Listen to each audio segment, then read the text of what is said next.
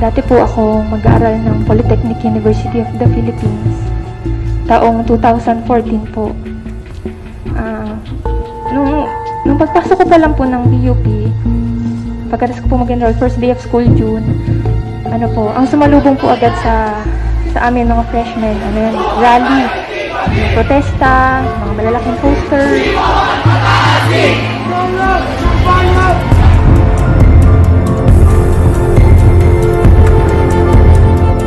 Sa mga unang buwan ko po sa PUP, simula po ng pasasan, makailang beses po na may pumapasok po sa classroom namin, isang organizer, aktivista.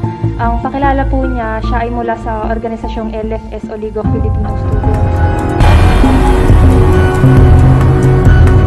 Ang nakakumbinsi po sa akin na sumali nung pinaliwanag po nila yung tungkol dun sa issue ng contractualization. Nakita po nung organizer na parang may interest akong sumali o magtanong. Kaya po ang ginawa niya, kinulit po niya ako ng kinulit para mabigyan niya muna ng pag-aaral.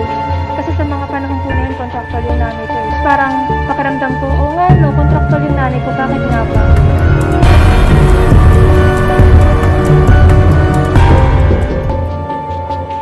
Ngayon po, pagka June hanggang October po ako ng 2014 sumali sa LFS, League of Filipino Students po. At pagkatapos po binigyan ako ng paunang pag-aaral, yung MKLRP po, maikling kurso ng lipunan at revolusyong Pilipino. Sa lahat ng problema daw po ng sambayan ng Pilipino, ang tanging makakasagot lang, ang solusyon lamang ay ang digmang bayan. Digmang bayan, ibig sabihin po, ang armadong pakikibaka. Ang mga mamamayan daw po mismo ang kinakailangang mag-armas, tapatan ang dahas daw di umano ng Estado, barel laban sa barel.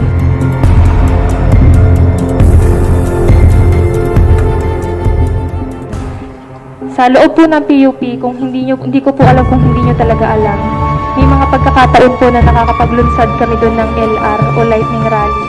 Sa mga Lightning Rally po, doon nakasuot po kami ng mask, kulay pula.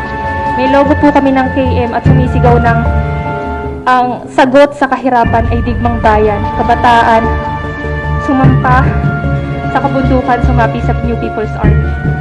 Buhay ang Partido Komunista ng Pilipinas! Buhay ang New People's Army! Buhay!